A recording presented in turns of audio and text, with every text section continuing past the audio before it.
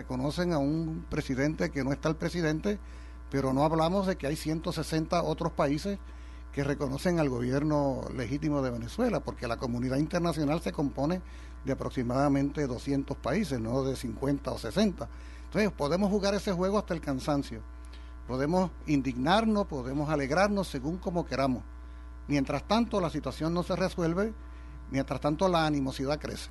Por eso es que yo planteo en volumen 1, en volumen 2 si tú quieres, que se vaya a la negociación, que se reconozca la posición del gobierno de México, por ejemplo, que se reconozca la posición de otras autoridades internacionales y que se resuelva políticamente este asunto entre venezolanos y venezolanas sin la intervención de ningún país extranjero. Profesor Perichi.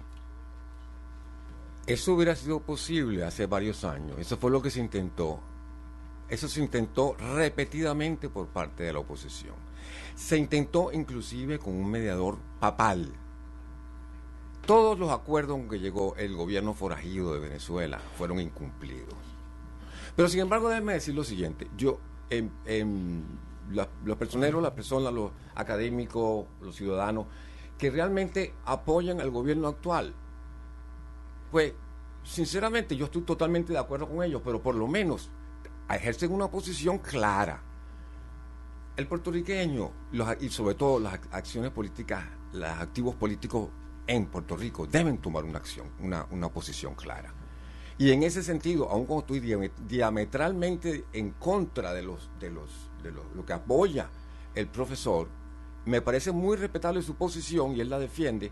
Lo que realmente no es tolerable es que lleguen agrupaciones políticas, sobre todo si son hijas de Luis Muñoz Marín, y digan, yo no tengo por qué pronunciarme respecto de esto.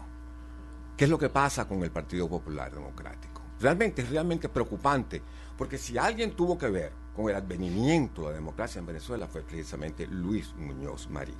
Y el Partido Popular se encuentra en este momento secuestrado y sin posición clara. Ahora, que vamos a la negociación en igualdad de condiciones.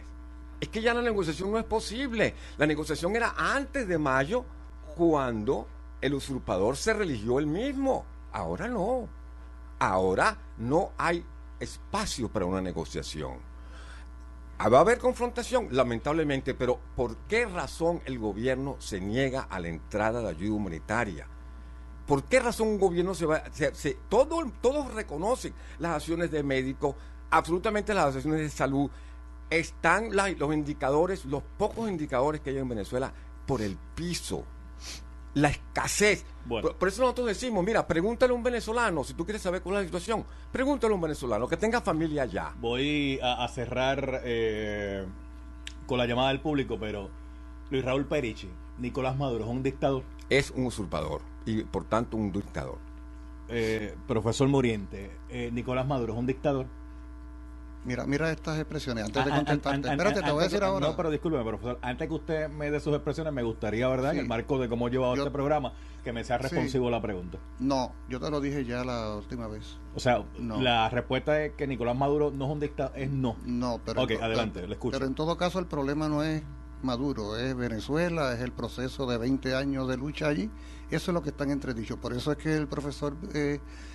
menciona a Nicaragua, no mencionó a Cuba, pero me imagino que estaría pensando en Cuba también, porque se trata de la vuelta a la Guerra Fría contra gobiernos hostiles a Estados Unidos. Pero me llama mucho la atención, mira estas expresiones, estas no las dije yo, las dijo el amigo profesor. Gobierno forajido de Venezuela, el usurpador. Y luego dice, oye, esto es importante, la negociación no es posible, no hay espacio para la negociación. Y yo entonces me preguntaría, ¿para qué es para lo que hay espacio entonces? ¿Para la agresión? ¿Para la guerra? ¿Para la invasión armada? ¿Quién dijo eso que usted está citando ahora? Bueno, el profesor acaba de mencionar Perichi, que la negociación Perichi no es posible y que no hay espacio para la negociación. Y después usted hizo una pregunta después. Entonces, la pregunta fue... Entonces, ¿para qué es para lo que hay espacio? Porque si ¿Y esa pregunta para quién sería? ¿Para Perichi? Bueno, para él en primera instancia porque lo acaba de mencionar, pero incluso para nuestro país. O sea, ¿qué es lo que vamos a querer? ¿Que haya negociación?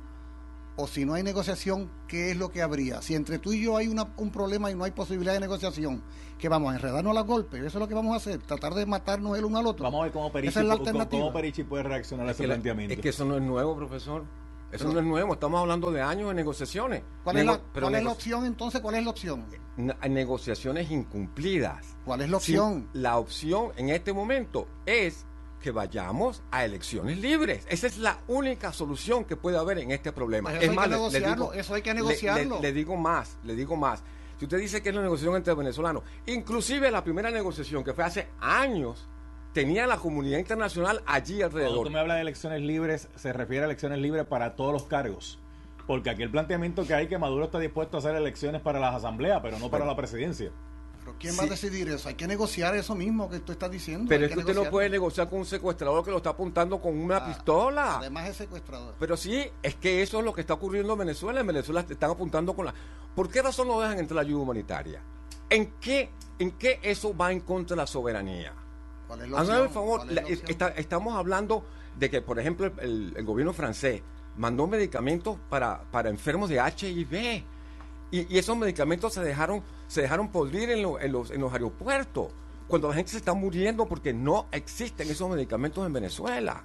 Es muy fácil desde aquí decir eso, pero los venezolanos lo saben porque tienen a sus familiares. Bueno, vamos al cuadro telefónico 758-7230, 758-7230. Buenas tardes.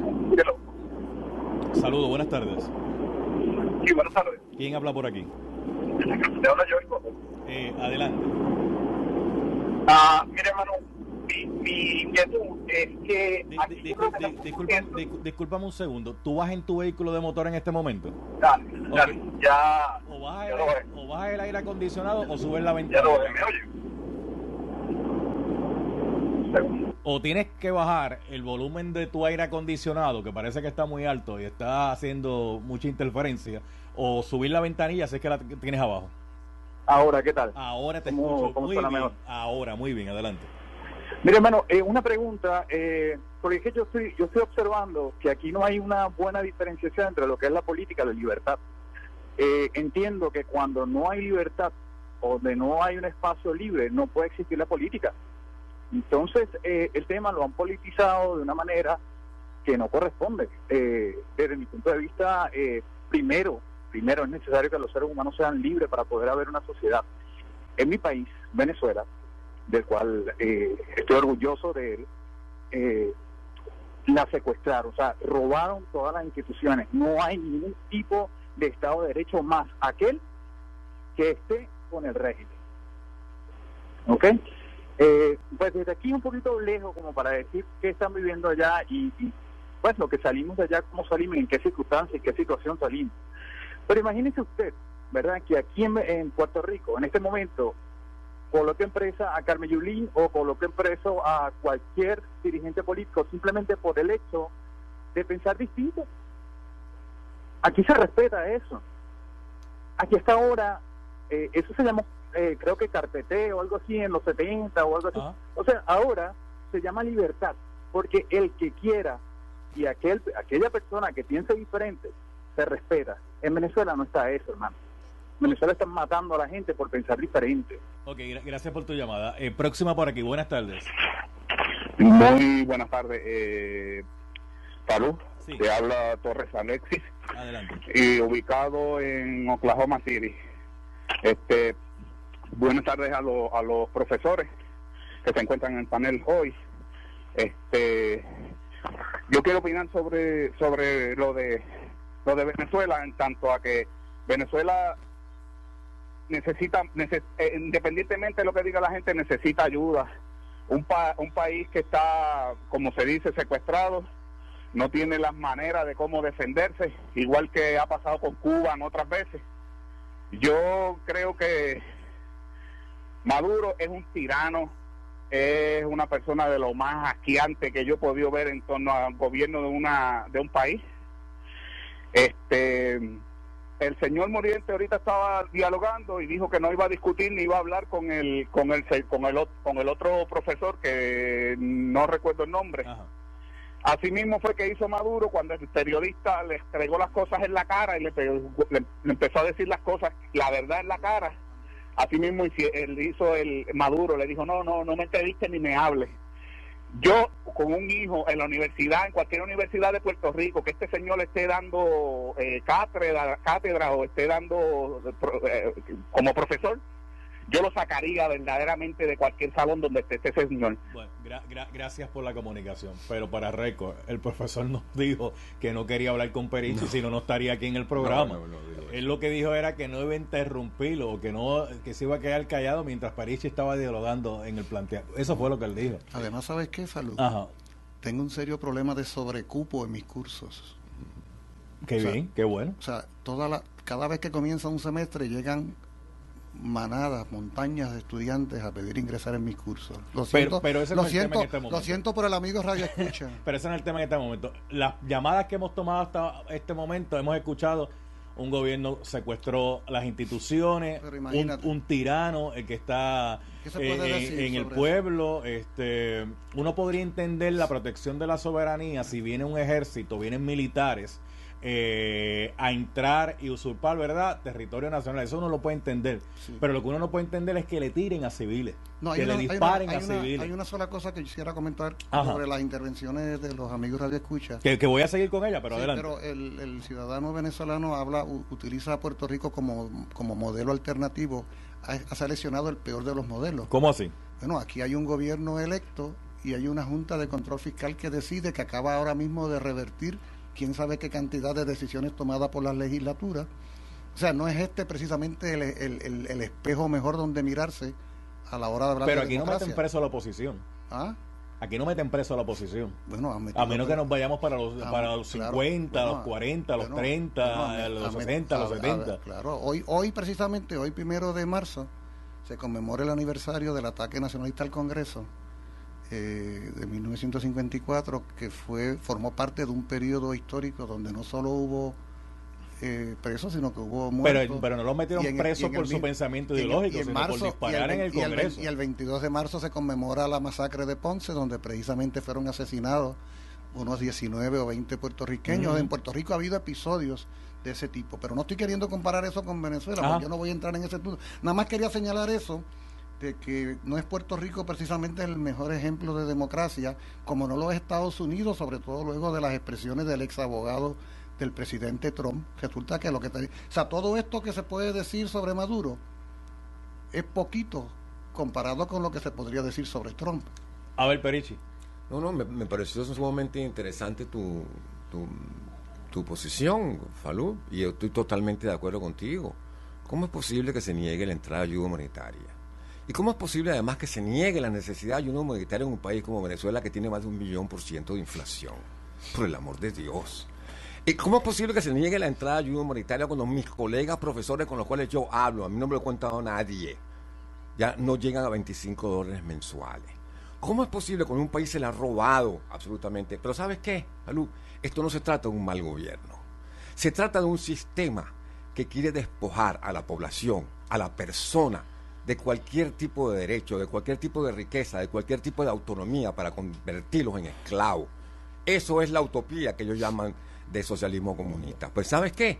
La población llega un momento en que se revela con el intento de esclavizarla, el intento de empobrecerla, el intento de tener que depender de una bolsa llamada CLAP. Me queda poco tiempo y tengo mucha gente todavía pendiente aquí, Pérez, que ya me vinieron a informar que me queda poco tiempo. De hecho, este programa creo que vamos a tener que replicarlo porque hay llamadas por todos lados y creo ojalá que lo repliquemos en la universidad. Creo que esta gente esperándome en el lobby para participar, una cosa increíble. Buenas tardes. Buenas tardes, Falú, ¿cómo estás? Todo bien, ¿quién me habla? Comunica José de Venus desde Stone, Ohio. Yo quisiera decir lo siguiente.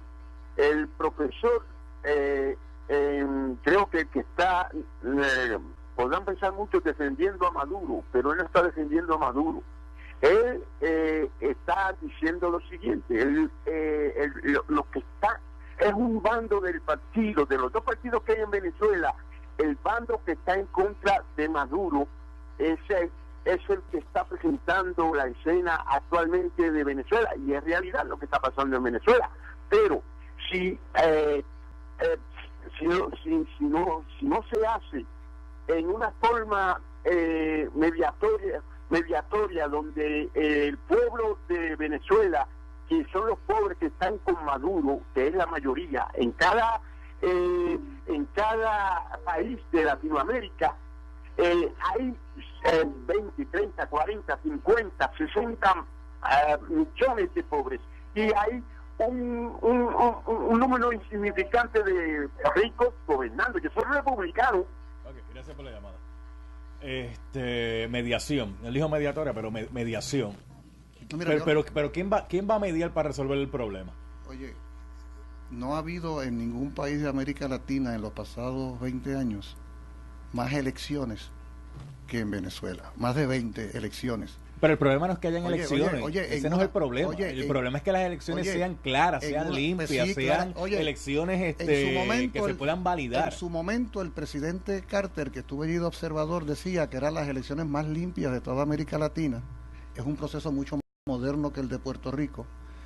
Fueron elecciones en las que incluso ganó la oposición la Asamblea Nacional, porque el proceso electoral que se critica es el mismo en el que Guaidó salió miembro de la Asamblea Nacional. A ver, profesor. Entonces, en ese sentido, los procesos electorales venezolanos pueden formar parte de la negociación encaminada a la solución de esta situación de crisis. Si nos conformamos, yo lo digo con franca, ahora lo digo como profesor universitario, si nos conformamos con hablar de secuestrador, de forajido, de usurpador, de tirano, de asqueante, bueno, la lista puede ser interminable. No estamos resolviendo nada con insultos. Bueno. Tenemos que resolver buscando soluciones a los problemas.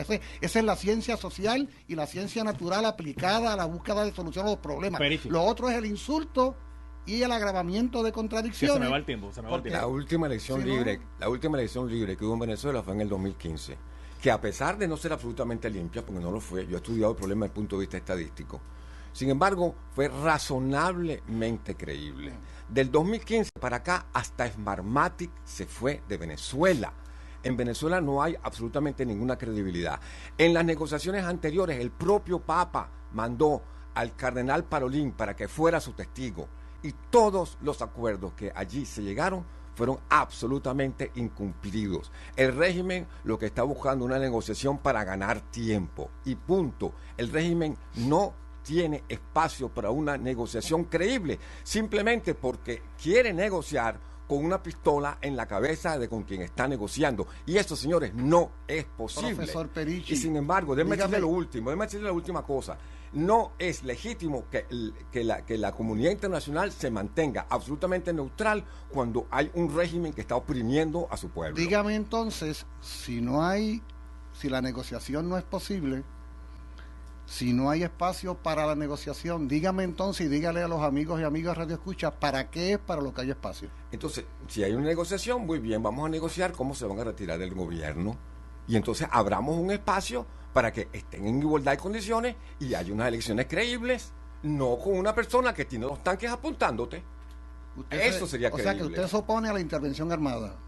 Resulta que si dan espacio a que haya un gobierno de transición como está establecido en la Constitución Nacional, que tiene que ser liderado por el presidente de la Asamblea Nacional. Eso no es cierto. ¿Cómo que no? Eso no es cierto. ¿Cómo que no? Cuando el artículo 233 de la Constitución habla de cuando hay ausencia del presidente para que el presidente de la Asamblea Nacional asuma la presidencia interina, y no es el caso. No es el caso. El problema está porque de la misma manera que existe el artículo 233, existe el 347. Y el 347 le da el poder al presidente para convocar a una Asamblea Nacional Constituyente, que es la que ustedes no acaban de reconocer. Pero ambos artículos, existen y coexisten en la Constitución, profesor. Vamos a empezar por reconocer eso, por favor. No hay reconocimiento. Porque yo también he leído y conozco la Constitución de Venezuela bolivariana. Simplemente no reconocemos la elección de Maduro, profesor. Usted reconoce la del 2015 porque salió la mayoría de la Asamblea Nacional. No, es que en mayo no lo reconoce. O sea, ustedes saben ganar, pero no saben perder. No, profesor, al contrario, usted mismo lo ha dicho. Ha habido más de 20 elecciones en las cuales el chavismo ganó todas, menos la de 2015. Recuérdelo, usted mismo lo dijo. Pero a partir de allí, ellos dijeron, no volvemos a cometer ese error. Oye, Falú, a salir. Tú preguntabas sobre el valor de este proceso electoral, y yo te digo lo siguiente. Mira, atiende esto. Hace varios años el gobierno PNP promovió un plebiscito, ¿verdad? y votó apenas el 23% porque hubo una gran abstención, ¿verdad? Nosotros hemos criticado el valor de ese proceso porque fue una participación minoritaria, pero no hemos dicho que fue corrupto, no hemos dicho que se manipuló. Ahora, o sea, en el caso, o sea, que usted valida el referéndum donde ganó la estadidad. No, yo lo que valido es pero yo lo que digo es que el proceso no fue corrupto. Por eso, pues entonces si no fue corrupto lo está validando. No. Usted valida entonces yo lo que digo es el plebiscito donde ganó la estadidad. No, donde sacó el 20% de los votos. No, bueno, pero... Eso es lo que yo digo, que es real. Por eso, pero ganó. Sacó un 20%, no ganó, sacó un 20%. Ah, tú dices que ganó. Oye, ganó. Vamos a hacer algo. ¿Tú crees que ganó? Discúlpeme. Oye, pues entonces... Discúlpeme, vamos a hacer algo. Oye, pues Maduro ganó... que se me acabó el tiempo, vamos a hacer algo. Sí, ganó. Lo voy a reinvitar al programa y vamos a continuar porque se me acabó el tiempo. Pero déjame decirte esto. Pero que se me acabó el tiempo. Entonces ganó Maduro en la constituyente. Gracias, Muriente. Gracias, muchas gracias, Perichi. Los vuelvo a invitar otra vez y le damos continuación a este programa, parte 2.